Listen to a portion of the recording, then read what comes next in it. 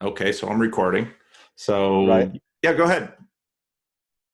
Just in regards, Tell me a yeah, little bit about absolutely. So yourself. wonderful. I'm a pretty technical and analytical person. So I have a little Word document that I prepared in terms of just some things that to go over with you. But I remember one of the first things that is just so cool about this whole YouTube and space is that I don't know if I learned this correctly, but in ancient Greece or wherever, maybe like a town square, used to be able to just go and look and listen to people and pick your teacher and kind of be a disciple, obviously, as well with Jesus. And YouTube has more or less allowed that to happen. And I just think it is just such a wonderful way to just be able to pick out different people. And like I said, whether it's Jordan Peterson or yourself and whatever else, it's like living in those times where you could just listen to somebody preaching or teaching. And that just reminded me a lot of that. Do you feel the same way? Oh, absolutely. It's a wonderful technology, and I've certainly been blessed by it and enjoy using it. So and just doing what we're doing now for me is one of the. I mean, this is just a really cool thing. So Right. where are you at? You're obviously in a different time zone if you're getting home from work. Yeah. Well, I'm not getting home. I came home on my lunch, and Oh, okay. so I'm in Florida, Oh, just okay. north of Orlando. Oh, you're just on the Um, East Coast. That's not so far. exactly. And so it's a good time. Am I your first call of the day, or I don't know how many you have I lined start up? my on Wednesdays. I start my calls at 10. So um, I try Okay. to. I've got a And then balanced church and everything, so I've got limited time for these kind of calls. So that's why I have the setup that I do. absolutely. And I'm a commercial banker and big into finance and everything. And knowing you're in Sacramento and the cost of living there, it's got to be very, very difficult with as much as people love the idea of California, just the prices of, a home and everything and having a family and running a small church and stuff. I have, nothing but admiration for what you do and, the way that you approach it and handle it. Well, thank you. So Sacramento isn't quite as bad as the Bay Area. The people move to Okay. Sacramento from the Bay Area just for a little bit more affordability, but compared to a lot of other places in the country, it's just Right. the way it is. So right before I go into telling you a little bit about myself, I mean this with the utmost sincerity, and that what you remind me of is that scene in the Indiana Jones and the Last Crusade, where it's like you have chosen wisely. Like I just think that if Jesus came down and saw what you're doing at Living Stones and your ministry and what you've said about the Dominican Republic and everything else, that he would just be delighted. And we'll get a little bit more into my background as a Roman Catholic and with the gold and the Vatican and everything else and stuff. But my heart is like, I just love watching your videos, and you're able to show Christianity maybe in a different light than me, in terms of just being able to laugh and be happy and still be able to incorporate the teachings and stuff. So I just feel like there's all these different people out there that would pick the different, Sam Harris or whoever else. That's the shiny one with all the jewels and everything else. But Paul Vanderklay is the real deal, that's there. And you've been such a blessing. When I first came across Jordan Peterson, I was hoping in some ways, not that he was any particular denomination, that he would say he was a Christian, to help with narrowing that gap for me. But his work wasn't enough, and you filled that gap for me. And I've learned through your videos that there's always going to be a leap of a certain sense, but I needed his all the things that he was incorporating, but through a Christian lens and a Christian perspective. And so I always have that visual, is that you have chosen wisely, when I watch your videos. Oh, thank you. That's very, very gracious. I appreciate it. So I don't know if you know much about, like, we've exchanged tweets and I've sent you an email at times and stuff. Maybe my name does or doesn't ring a bell, but I'm You got a nice, hoping that I memorable can. name. Yeah, exactly. And I remember you mentioning the way you're so fond of C.S. Lewis, and was it Lewis that was nicknamed Jack, or was it somebody Yeah. else that Yep. was? Yep. Yeah, yeah, exactly. And I was watching. Made it through most of your talk with Ron Dart, and I'm pretty caught up to a lot of your the videos that you posted. And I'll admit, I really, really enjoy the Job and some of the other Dutch friends that you have, and their perspective and stuff. I can really Yeah. appreciate them as someone. I kind of look at it, the way that I am is, if you go to a conference or after school, or the way I was in college, I'm the person that's staying after, asking questions and really wanting to learn. And 29 out of 30 people are want to be out of there as soon as possible. Can't wait to get out of there, and I'm the one that just really, really wants to learn. And I You would be feel at like my meet. You'd be at my meetup late, and I'd go have to ahead. start kicking you out at 11 o'clock. You'd be one of that crew. Exactly. So, I'm that 1 out of 30 that really, really cares, and really wants to figure things out, and have always wrestled with these type of questions. And I have the late, 1 o'clock, 2 o'clock discussions with my father and stuff. And it doesn't change anything, and doesn't change the world per se, but I'm just drawn to it. And like I said, I think we share so much in common. I consider myself a fiscal liberal, but a social conservative, I guess, is the best way to put it. And more like I guess they call them the Reagan Democrats, but even like Reagan, a lot different than the current conservative Republican Party. And when you shared that in a recent video about a pro-life Democrat and stuff like that, I could really, really relate. So a little bit about myself. I don't know if it's going to be more about myself or some of the questions I have, but either way, I just wanted to share. So when somebody says, describe yourself, I was thinking about, the first thing you say should probably be one of the most important. So, I'm 38 years old. I'm happily married, and I recently became a proud father for the first time. My son's 8 months old. And it's been a Terrific. dream of mine ever since I was a little kid. And it wasn't about the career or the money or the success. It was all about being a father, and having my dream was always to wake up on Christmas morning and give my wife a kiss as the kids ran in, and just say that life is good and stuff. So I had that out from a very, very young age. And some people roll out of bed and say, what happened? I'm married and kids. I don't know when this happened, or it's just something that so many people achieve that goal, but for me, it was always going to be, one of the most important ones. And so, Wow, that's wonderful. I've spent my career thus far as primarily as a commercial credit analyst and portfolio manager. So I'm an underwriter at commercial banks, and it's been difficult in terms of my ethics and my morals and beliefs, especially with the financial crisis and all the pain that the banks have caused, mostly Wall Street banks.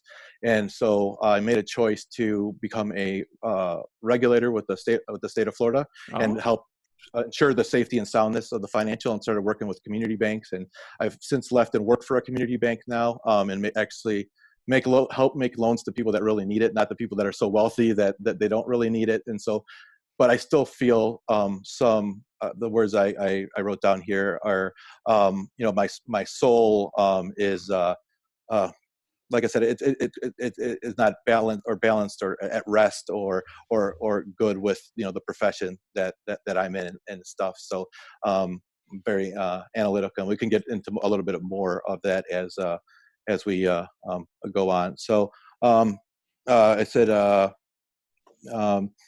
I don't consider myself a typical Peterson viewer, but I know that a lot of times people have a conversation with you, and you're like, your story is not that unusual. You think, it's really unique, or that. I was a perfectionist. I don't consider myself particularly smart, but I try to, I overcome that by working really hard, or more than somebody else. So my SAT wasn't as good as maybe it should be, but I was a 4.0 student, and that kind of stuff, and would stay up late. So I was a perfectionist. I had a clean room. I didn't play video games all day and everything else. So I'm kind of coming at Peterson from maybe a different perspective, but more from people that are like the Eric Weinsteins and people that are just intellectually curious and wanting to get at the big questions of life. And that's what my understanding is what the Greeks did. They talked about these things and what's the purpose of life, where do we come from, and now it's more or less about the your career and job training, and they're not even doing a particularly good job in college of doing that per se. So I don't know if you caught the Joe Rogan experience with Mr. Yang, Andrew Yang, or if you've heard much about his candidacy. No, I But haven't. I saw that he did it, but I haven't listened to it yet. yeah, I've been following him for a little while, and he's pretty left on the spectrum, but he's really in favor of a universal basic income.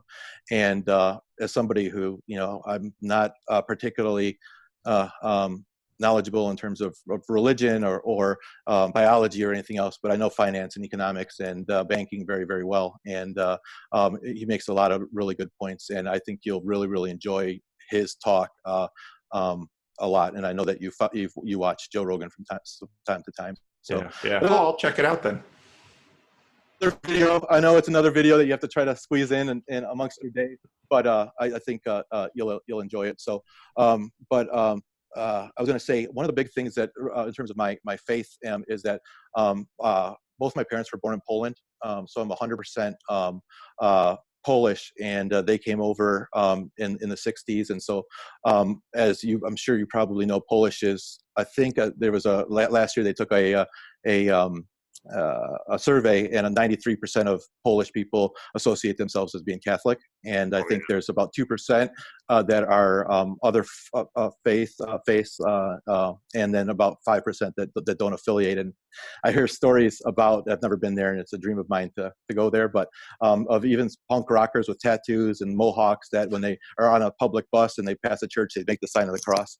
So I mean, that's how ingrained it is in their culture, in terms of your faith. And so I can really respect, in one of your talks you talked about, oh, Paul, well, why aren't you, it wasn't why aren't you Catholic, but it was like, well, why are you CRC? And you were like, well, my father was, and I've come from a long line of that, and I still, I'm open to all, have a very high in openness and love learning about all the different faiths. But I mean, for me, it would be so hard to leave the Roman Catholic faith, given how ingrained it was in, just the actions of my father. And I have just the utmost, when you said you described your father as giving the shirt off your back, and I go to visit with him and he wants me to sleep in his bed, and he's, he was just unbelievably selfless. And I just, a lot of people think that way of, of their father when they have a good father in their life. And I just could really relate the relationship that you had. It sounds like you have with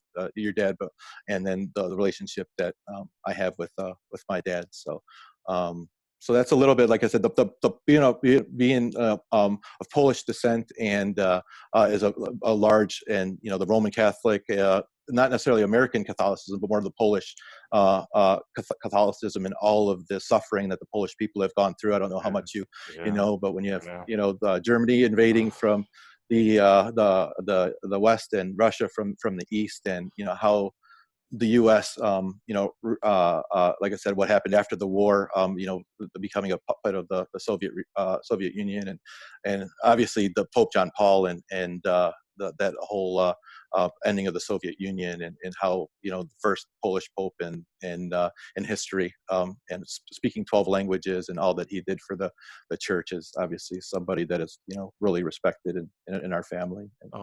So I read Timothy Snyder's Bloodlands, which is about the history of the space, so Poland, Belarus, Ukraine, from the 20s to the 50s, and just I mean, being wiped off the map for over 100 years, and the people that still kept it. It reminded me a lot of one of your recent. It might have been one of your the Sunday school or preparation for your sermon, but you were talking about people that are able to contain their faith even when they don't have a place. Whether it was like the people from Israel, and the Jewish people as they were roaming and stuff, but how you can still consider yourself Polish despite the fact that you don't live in any place on a map that represents Polish, and keeping that spirit, especially when you had the Nazi regime, and then you had communism, which had basically abandoned all faith, and belief in God, and that. And it's really interesting reading some of those Dostoevsky and Tolstoy, and that went in regards to them finding faith despite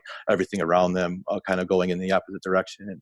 And I'm not by any stretch of the imagination believe that communism would work, but I think that Peterson approaches it a lot more from an economic standpoint than he does from a faith standpoint. And I think when you lose your belief in a higher power in God, and you're willing to, do anything to make ends meet, and the nihilism that approaches it, I think that has another dimension to it. And I don't know that it could ever work or should be tried in a society as large as the United States. But I also look to like the Indians, the American Indians. I just have a lot of respect for their cultures, the fact that they respected their elders, and they were in touch with the earth, and when they killed an animal, they had respect for it and stuff. And I don't know a lot about the East, but Peterson makes such a beautiful and the order and chaos analogy that you do, and then he's it seems right on a lot of issues, are a lot really political. And I just think that, and he talks about keeping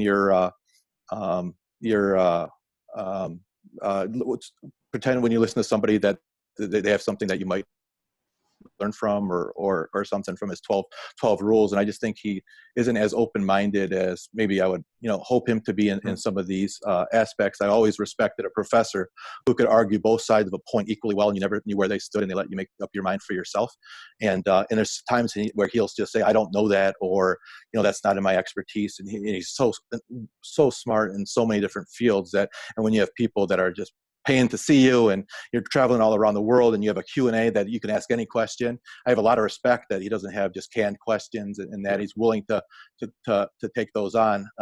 But at the same time, I think sometimes it was just like, yeah, maybe that's not my area of expertise, or I could learn more from because I still think that respecting your elders and culture, the individual might be more important, but it doesn't have to be an either or type thing. That there's a lot about society and community that is lost when you go to a strictly individual approach. So it'd be interesting other people flesh out more of his ideas on that. So like I said, in terms of my background, I was going to kind of talk about more or less the tale of two jacks, so to speak. Okay. My worldview was very much that if I put my mind, I could accomplish anything. As I was kind of growing up, and I was blessed in a wonderful household with two loving parents, and upper middle class, upper middle class, and I really didn't have very many struggles looking back on it that would prepare me for life. And I just have some kind of notes in terms of kind of the old Jack. It helped to kind of, it's still a part of me, obviously, but it's also I've grown from there. I was more or less, if you remember the show Family Ties, I was like Alex P. Keaton. Yeah. That type of where he was rebelling against his liberal parents by being conservative, when most people have conservative parents and rebel by being a little bit liberal. So I think that's kind of paints a nice picture. I always wanted to be at the adult table. I'm Jack Jr. and I was nicknamed JJ, and I said my name is Jack, not Jack Jr.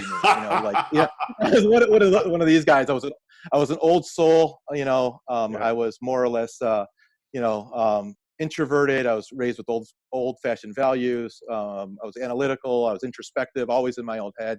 Serious. I was always serious first. And oh, you're joking or you're laughing. I didn't understand how guys could give each other kind of a hard time that when they cared for each other. I was just like, why are you, making fun of me or giving me a hard time? I've been nothing but nice to you. So and that was just my dad was raised, and my dad treated my wife with very old-fashioned values in Poland, and so when we'd get together for Christmas or Easter or whatever else, the guys would get together at a table and tell stories, and all the women would talk in the kitchen, and then the women would come out with the food, and you'd have your wife around you, and then the conversations. But that was normal to me, right? And you go to college, you learn that there's no real such thing as normal. It's what's normal to you, but everybody's got their own sense of normal, right? So but so when you try to take some, I was born in America, I went to American schools and stuff, realize is that kind of jumping ahead, but I went through a really, really painful divorce, and the woman I married was of American descent,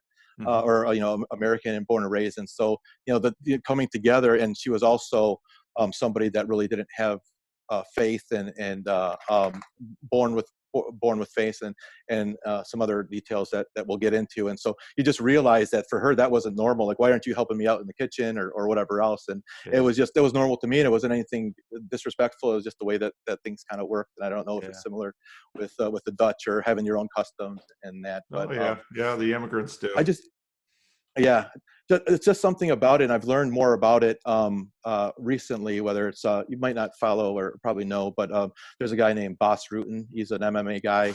He's a famous Dutch. He was a pro fighter, but he recently came out and he did talks about refining his Catholicism, and Oh. he was basically on a movie with Kevin James, and Kevin James is a pretty prominent Catholic, and during breaks in the shooting, he would bring in very prominent priests or theologians or whatever else, and he invited Boss to come by and had somebody explain it to a certain way that it never explained before. But he has this joy and this happiness in life, Mm. and this twinkle in his eye, and I see it in Job and some of the other people that you interview. I just love the Dutch spirit, and I don't know a lot about it.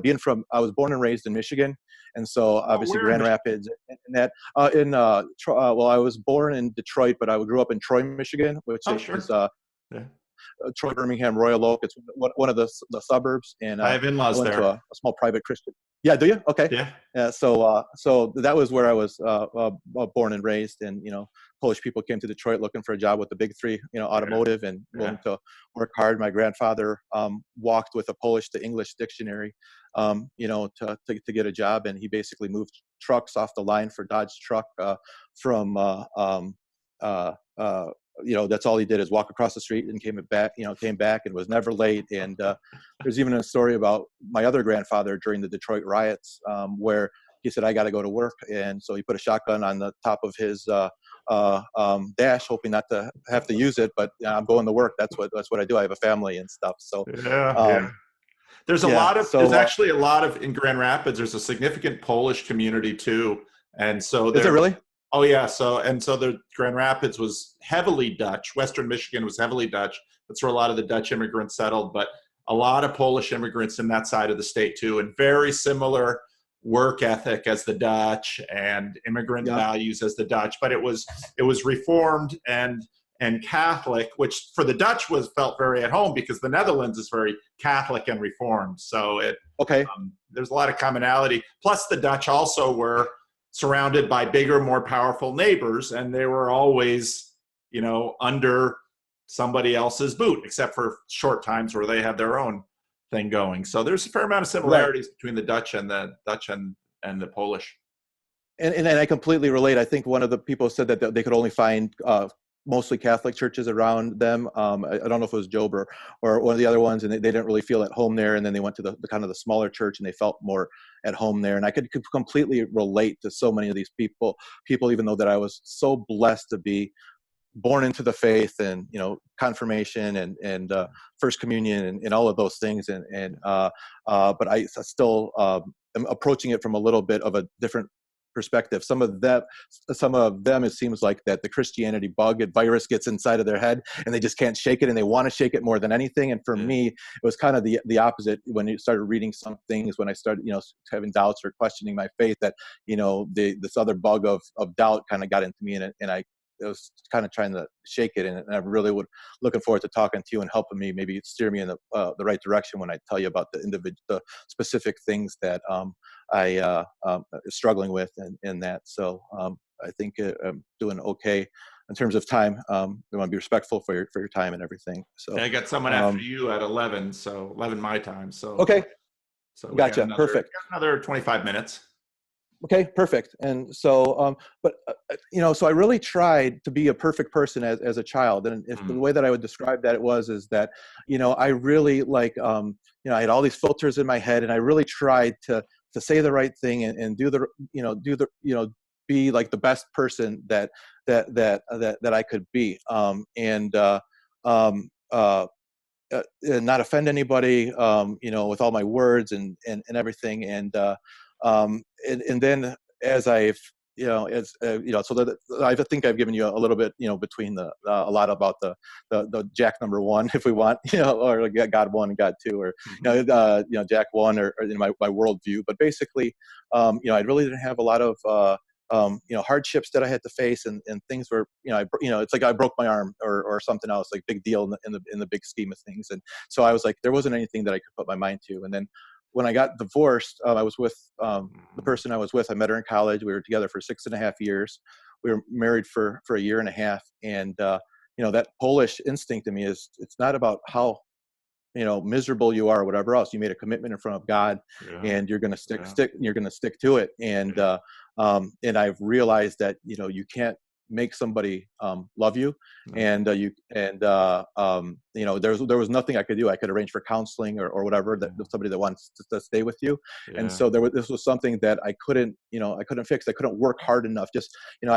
used to look at people that went through a divorce with very naive goggles. They're just not willing to work hard enough to make it work. And I Yeah. think there's some of that in our culture. But the while I wasn't dogmatic, and again, it's very typical in terms of a lot, maybe some Catholics, maybe not attending mass as much as I should, or knowing as much of the biblical stories, or reading the Bible and that kind of stuff. But we really, really lived our faith and held ourselves accountable, and that kind of thing as a family. And so potentially losing my Catholicism, if I didn't get an annulment or wasn't able to get an annulment, was like a really, really tough thing that I kind of struggled with. So I will say that when I went to college, I went to Alma College in Michigan. Oh, It was yeah. Yeah. founded Presbyterian, Yeah. and it's got a lot of a Scottish kind of.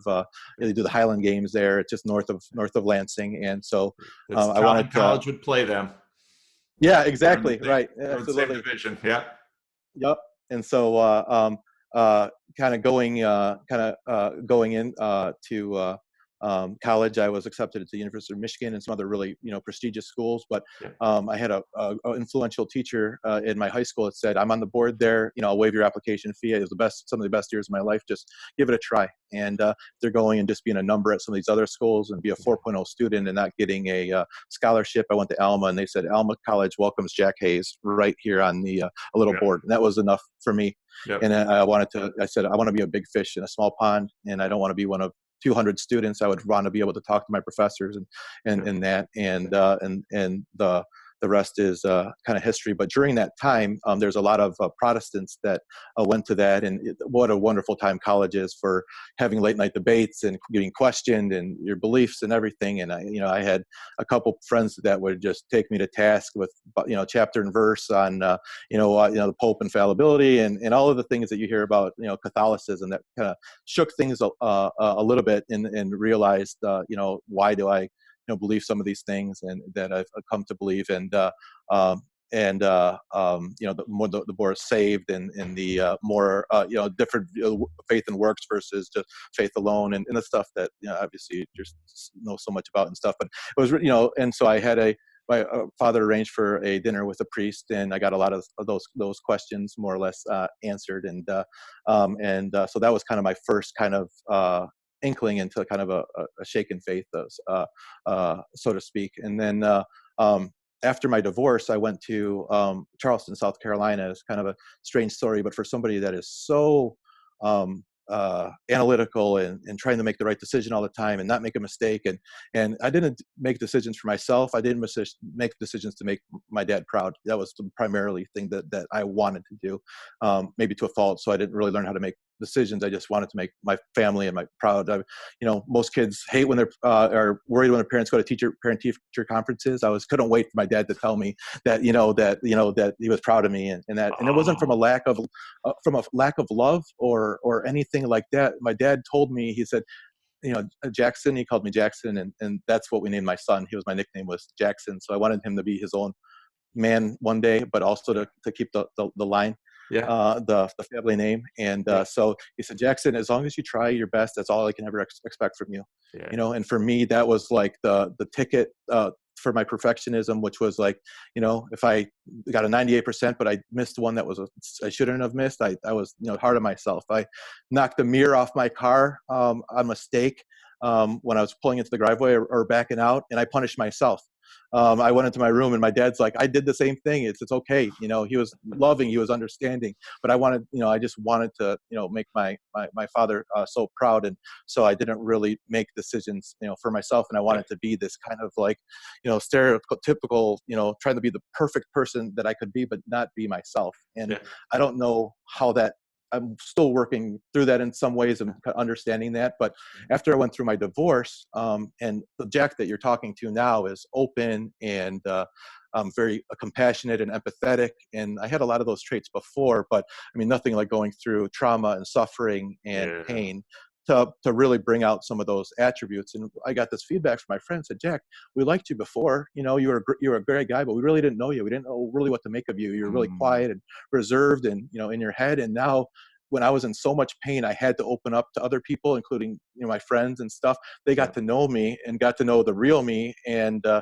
flaws and all. And they Yeah. really appreciated me being able to open up, and it really changed the way I am. So when I still think of myself as this, you know, young adult and teen and even college of reserved you know, and then people are like, you, I can't picture you like that at all. You're so open. You're willing to talk about anything.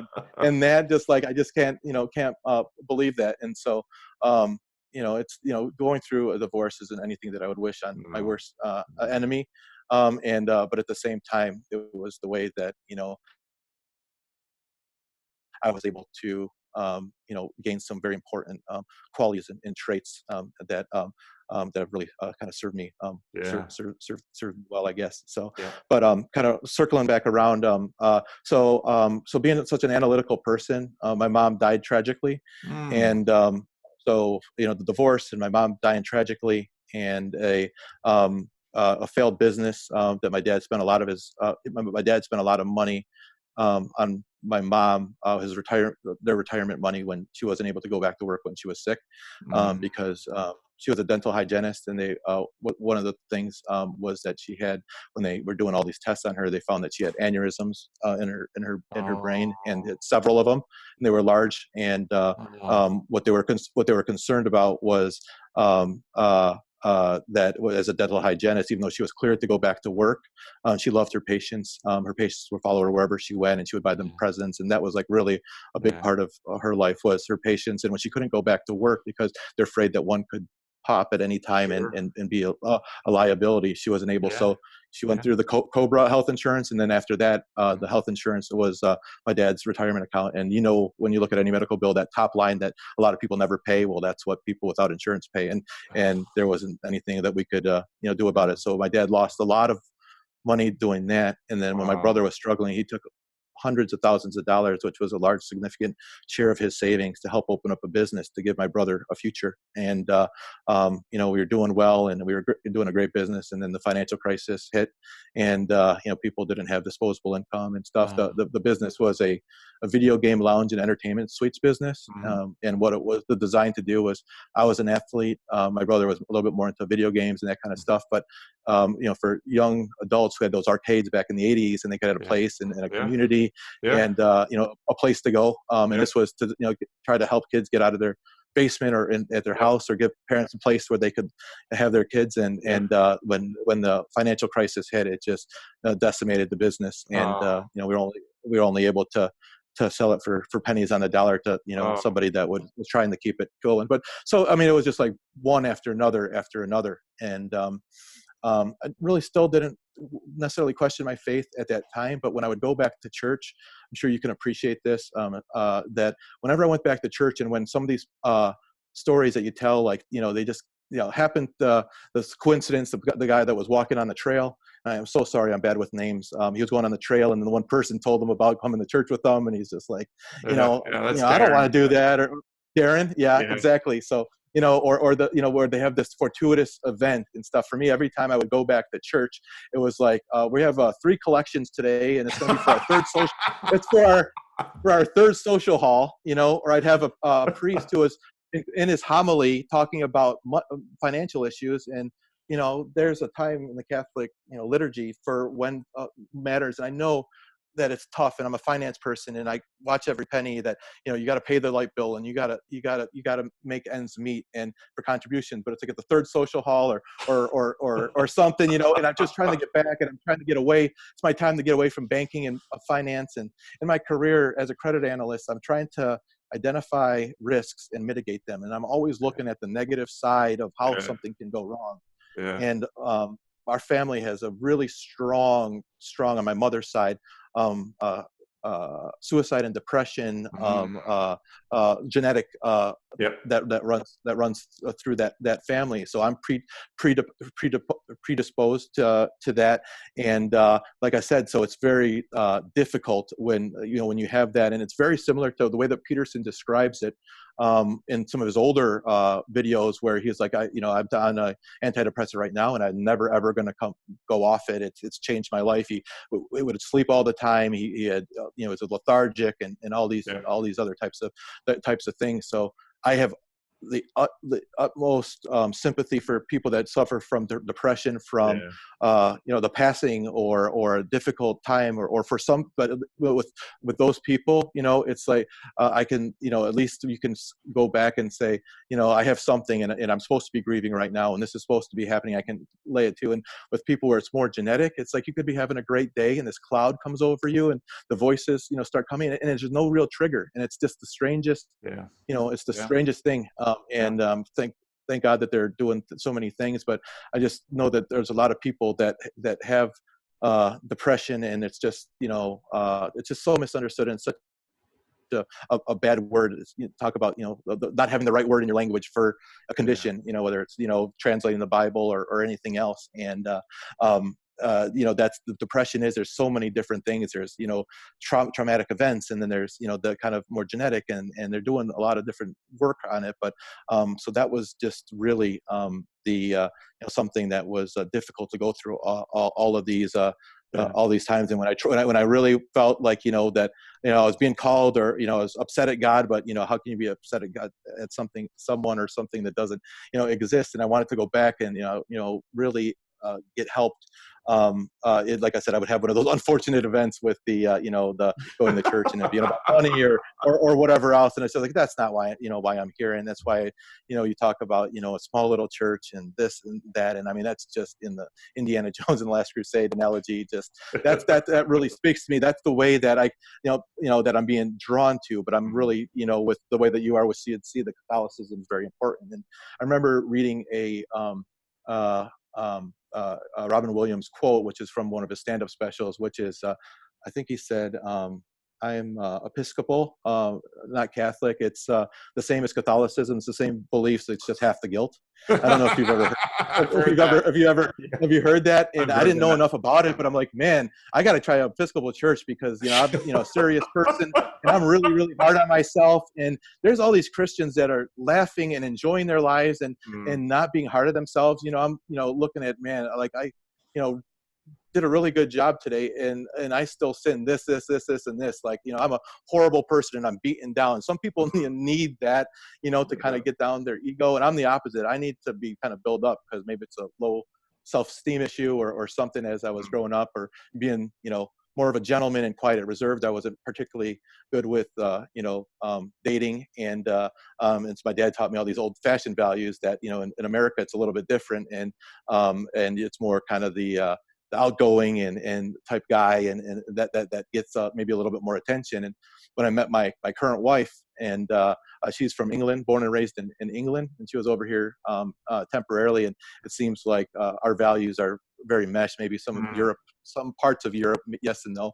Every country's different. Have a lot of the there was a lot of overlap to some of those values and stuff. But I will say, now moving on, we just have a couple, about 10 more minutes or less. So I won't probably get as much of my questions, but I went to Charleston, South Carolina, because my mom, her favorite movie was The Notebook, and it became one of my favorite movies. Oh, okay. So it's a complete opposite end of the spectrum of being an analytical person and watching documentaries as a love story. And you remember, I don't know if you've ever seen it. I've never seen it. Noah It's a fantastic movie, and it opens up the book and the movie. It's with Rachel McAdams and trying to think of who plays the lead role of Noah. But he says, "I'm just a simple man. There will be no books written about me, but I've loved someone with all my heart, and that's always been enough," or something, right? And that just spoke to me, bam.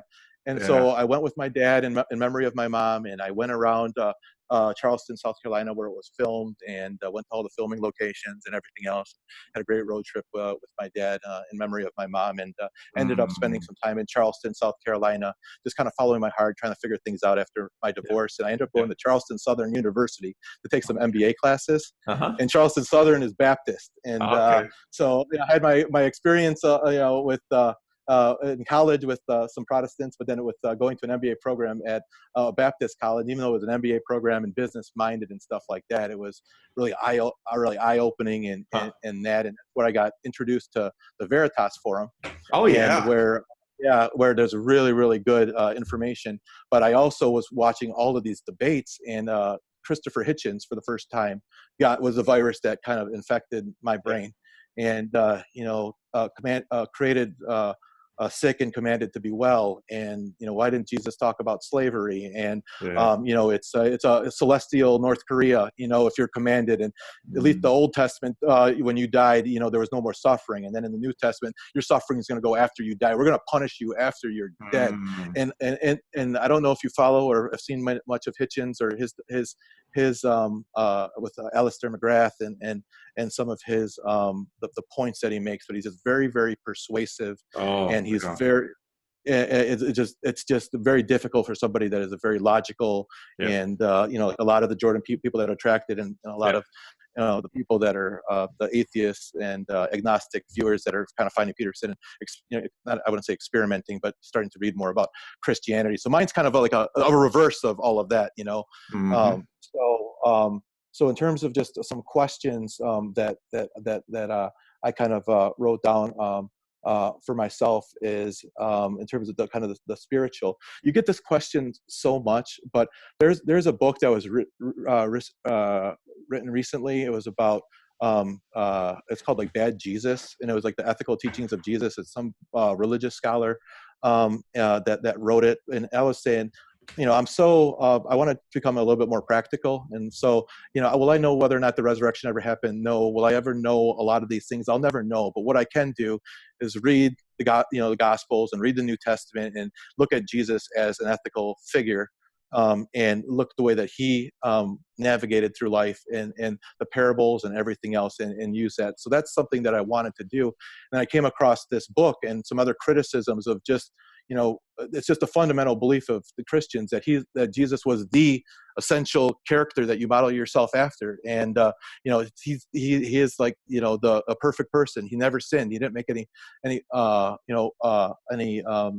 mistakes or anything else. And then you read some of these criticisms, or if you type in criticisms of Jesus about ethics, on the internet, and then people are just talking about just all of these different things. And I just need more information. I need more help. I can read the Bible, but I need it in the proper context. I need to have somewhat of a commentary or something that help me understand, because I know that there's good answers to some of these questions that Hitchens and this other biblical scholar. I think Justin Breverly would have a wonderful debate with this this book about bad Jesus, and Yeah. the misguided teachings of about versus somebody that would really talk about Jesus's ethics as being moral and just. So any help I had in never terms heard of of the book before, so I'm just looking at it now on Amazon. Looks like a very interesting book, and I think you're right. That'd be a perfect thing for Justin Brierley to take on.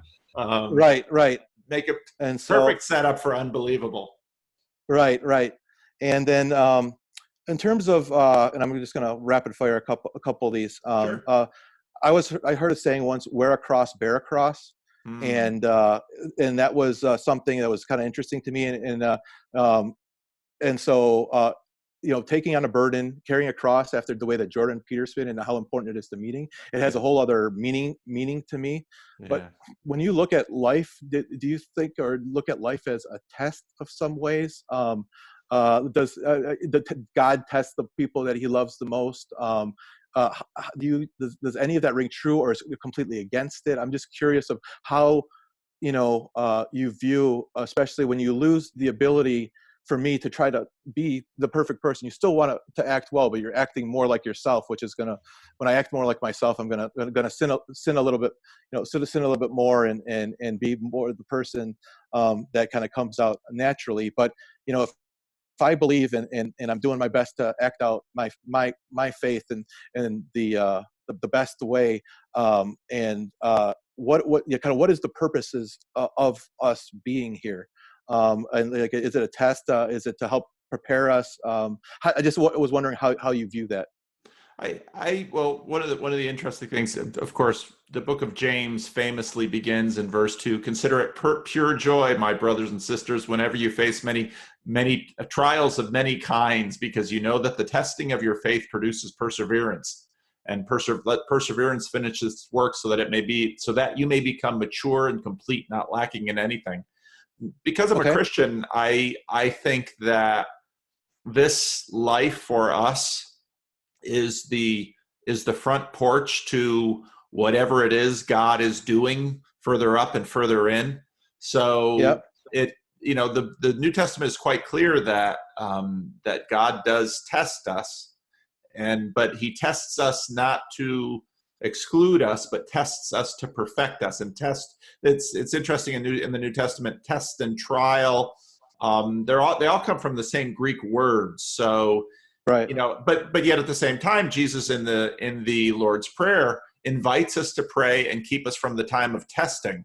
So while we will certainly be tested, and I think you testified to that in the story about your divorce, it also sounds from your story like he used that painful process to refine you, and in fact to make you, to perfect you. And I think that's what God does through trials and testing often. But I want to be careful with that, because some people then make kind of a facile equation. Well, if things are hard, then God is doing this, and reality is just a little too complicated to make those kinds of connections and simplistically.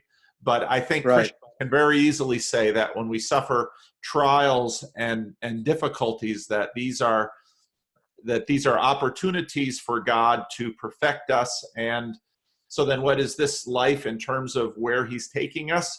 We know very, very little about the next chapter, but then we lean on the goodness of God and say, okay, so I believe that the things that I am learning and growing and developing in this life will be useful for God in whatever situation he brings us into the next. So I think that's to me, that gives me a lot of meaning because here's the thing, you spend all these years, decades in fact, developing skills and knowledge, and then in a materialist perspective, it all goes into the grave.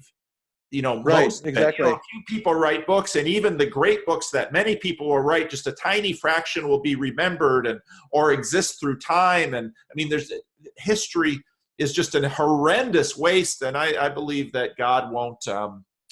I believe that God will harvest from this world the glory. That I get that out of Isaiah 60. So there's my perspective. Yeah, thank you for the providing that as well, because I'm still struggling with, and there's probably it's what I'm struggling with is no different. I know it's been handled a million different ways.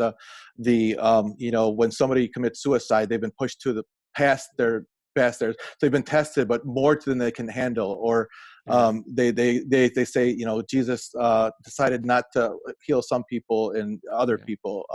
He didn't cure blindness; he just cured blind in one person. There's the Hitchens was talking about how that we were on as Homo sapiens, and obviously there's the 6,000 years or new Earth or not Earth, but you have the 100,000, and he comes in like 98,000 years into the story, and he goes and he kind of lays out the case, and that's where I have like if whether it's free will or some of the things, if somebody does something to another person, I can come to grips with that in terms of free will or choice or that. But when it comes to like the needless suffering or the endless suffering of some people, whether at the end of their life or a baby that is born, or genetic abnormalities or that kind of stuff, I just have a really difficult time with some of that, and also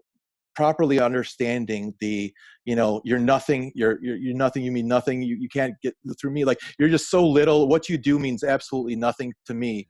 But like I have just an unhealthy understanding of that whole relationship. I have no problem bowing down to my Lord and Savior and giving him all the respect and doing what he needs. But what am I supposed to? How am I supposed to live this life or kind of act out my day and just kind of being kind of beat down, whether it's through sin, and it's not about, like when they say Catholic guilt. To me, Catholic guilt is just an over excess of, I wouldn't say unnecessary, but maybe misdirected or kind of guilt. And that's when the Robin Williams quote really stuck with me, and seeing yourself and other Christians that are happy and stuff versus the more kind of like more depressive or kind of, that maybe accompanies and just seeing maybe there's other faiths and other books and other things that I can read that gives me a more balanced perspective on that, on some of those issues. I don't know that the people talk about Reformed guilt too, growing up Christian Reformed and having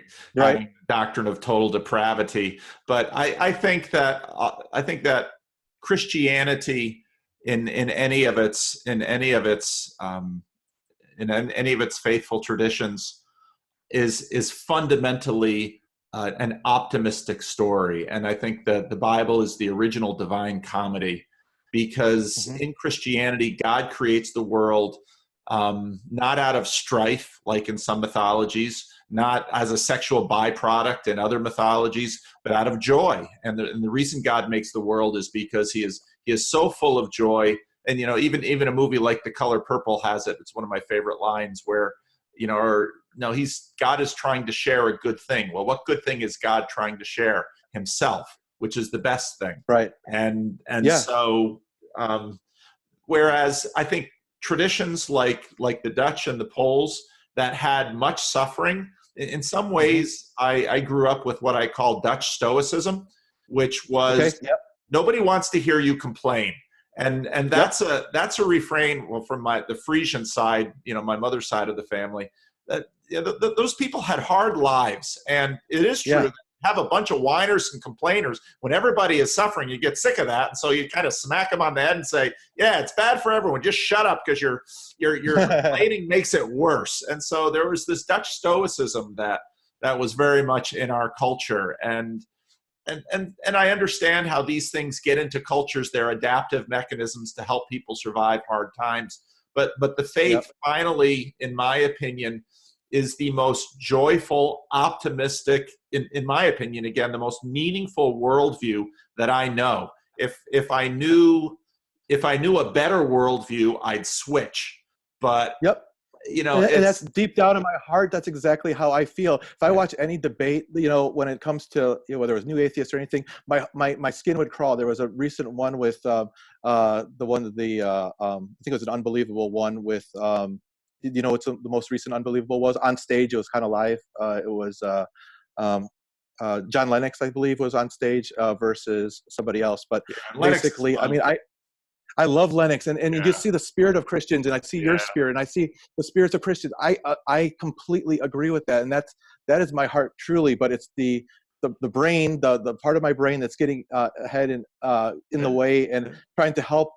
I want to read the Bible, but I want to be able to do it. And maybe your Sunday school videos, or a way to read, especially the New Testament, the Gospels, in a way that's educated, because the parables and farming and some of the things that I have a natural tendency to be just like, maybe not understand the scripture, like when the one about the burying not tokens, but versus investing them in the bank. Yeah.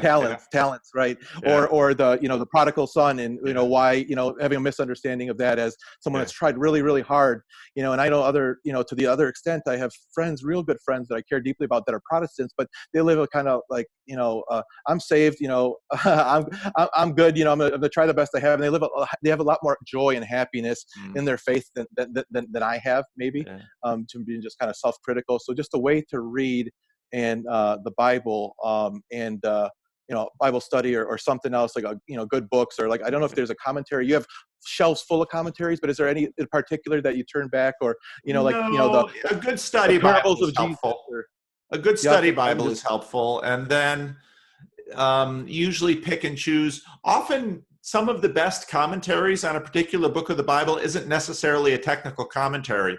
Eugene Peterson has written some lovely books. He's a Presbyterian author, just passed away recently. Has written some lovely books on different books of the Bible. Reverse Thunder on the Book of Revelation, Along Obedience in the Same Direction. I forget his book on David and Samuel. So there are some books out there. Maybe I should do some more of that with my videos. I've got a million ideas for videos and never know how to make them, but exactly. I gotta bring this to a close because I got Josh I know you do. next, and I don't want to sacrifice his time too. So absolutely, Paul, and I completely respect it. And so thank you again, and just thank you very much. And at least now you can put a face with the name. absolutely. And if I reach out from time to time, through email or schedule another chat, I want to give everybody an opportunity to speak with you like this. So it really means Jack, the world to me. It's been a pleasure. Thank you, Paul. Have a great Enjoy the rest of your second day. half of your day. Absolutely. Yep. All right. Bye now. Bye-bye.